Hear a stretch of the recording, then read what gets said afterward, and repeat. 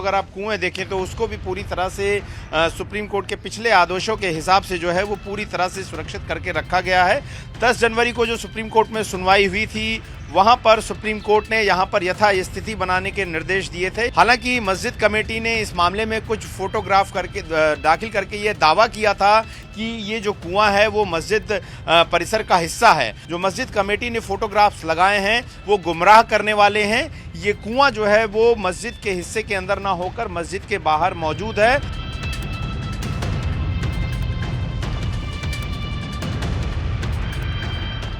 संभल की शाही जामा मस्जिद के साथ में बने हुए कुएं, जिसको कि धरणी वाराह कूप भी कहा जाता है, उसको लेकर आज सुप्रीम कोर्ट में सुनवाई होनी है। और सुनवाई से पहले अगर आप देखें तो यहाँ पर जो फोर्सेस की तैनाती है वो मस्जिद के बाहर इस वक्त आपको नज़र आ रही होगी। बड़ी संख्या में जो आरआरएफ के जवान हैं, यूपी पुलिस के जवान हैं, पीएसी के जवान हैं, उनकी यहाँ पर तैनाती है। वहीं दूसरी तरफ जो अगर आप कुएं देखें तो उसको भी पूरी तरह से सुप्रीम कोर्ट के पिछले आदेशों के हिसाब से जो है वो पूरी तरह से सुरक्षित करके रखा गया है।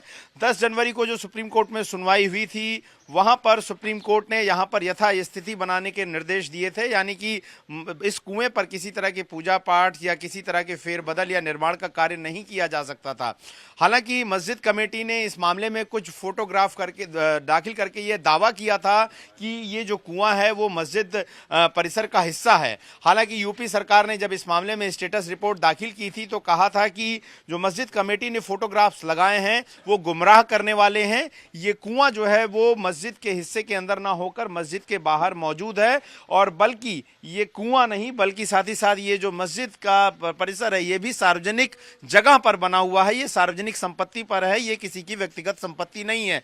अब आज होने वाली सुनवाई में जो कि मुख्य न्यायाधीश की अध्यक्षता वाली बेंच सुनवाई करेगी, उन्हें यह देखना होगा कि क्या यथास्थिति को बरकरार रखना है या फिर मस्जिद कमेटी या फिर यूपी सरकार के दावे को सही माना जाए। और अगर यूपी सरकार के दावे को सही माना जाता है, जिसमें यूपी सरकार ने कहा था कि सार्वजनिक संपत्ति पर इस बने कुएं का इस्तेमाल जो है वो हर कोई कर सकता है, तो पुराने फोटोग्राफ्स के इस्तेमाल से के आधार पर यहां पर लोग दोबारा से, खास करके हिंदू पक्ष के जो लोग हैं वो यहां पर कुआं पूजन कर सकेंगे, जो कि लंबे समय तक यहां पर होता आया था। लेकिन एक समय बाद धीमे धीमे न सिर्फ इस कुएं को बंद कर दिया गया बल्कि मस्जिद कमेटी के लोगों ने इस पर ताला लगाकर इसकी चाबी फिलहाल अपने पास रखी हुई है। तो एक अहम सुनवाई आज संभल में शाही जामा मस्जिद के कुएं को लेकर आज सुप्रीम कोर्ट में होनी है, और इन सब को लेकर फिलहाल संभल भी पूरी तरह से अलर्ट पर है।